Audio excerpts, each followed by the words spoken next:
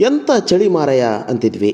ಈಗ ಶಿವ ಎಂಥ ಚಳಿ ದೂರಾಗತೈತಿ.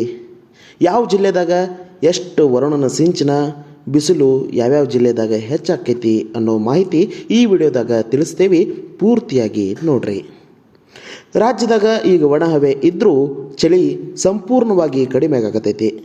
ಹವಾಮಾನ ಇಲಾಖೆ ಮಾಹಿತಿ ಪ್ರಕಾರ ಇವತ್ತು ರಾಜ್ಯದ ಕೆಲವು ಕಡೆ ಗುಡುಗು ಸಹಿತ ಸಾಧಾರಣವಾಗಿ ಮಳೆ ಆಗುವಂಥ ಸಾಧ್ಯತೆ ಐತಿ ಅಂತ ಹೇಳ್ಯಾರ.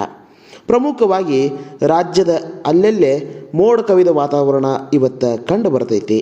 ದಕ್ಷಿಣ ಒಳನಾಡು, ಮಲೆನಾಡು ಮತ್ತು ಕರಾವಳಿ ಭಾಗದಾಗ ಅಲ್ಲಲ್ಲಿ ಹಗೂರ ಮಳೆ ಆಗುವಂಥ ಮುನ್ಸೂಚನೆ ಐತಿ ನೋಡ್ರಿ. ಇನ್ನು ಬರೀ ಇವತ್ತು ಸಂಡೇ ಅಷ್ಟೇ ಅಲ್ಲ, ನಾಳೆ ಕೂಡ ವರ್ಷಧಾರೆ ಆಗ್ತೈತಿ. ಅಲ್ಲಲ್ಲಿ ಗುಡುಗು ಸಹಿತ ಜೋರಾದ ಗಾಳಿಯೊಂದಿಗೆ ಹಗುರವಾಗಿ ಸಾಧಾರಣವಾಗಿ ಮಳೆ ಆಗುವಂಥ ಮುನ್ಸೂಚನೆ ಕಂಡು ಬಂದೈತಿ. ಬೆಂಗಳೂರು ಸೇರಿದಂಗೆ ಉತ್ತರ ಒಳನಾಡು ಮತ್ತು ಕರಾವಳಿ ಭಾಗದಾಗ ಒಣಹವೆ ಮುಂದುವರೆದೈತಿ. ಬೆಂಗಳೂರು ನಗರದಾಗ ಒಣಹವೆ ಮುಂದುವರಿತೈತಿ. ಕನಿಷ್ಠ 18 ಡಿಗ್ರಿ ಸೆಲ್ಸಿಯಸ್, ಗರಿಷ್ಠ 31 ಡಿಗ್ರಿ ಸೆಲ್ಸಿಯಸ್ ತಾಪಮಾನ ಬೆಂಗಳೂರದಾಗ ಇರ್ತೈತಿ.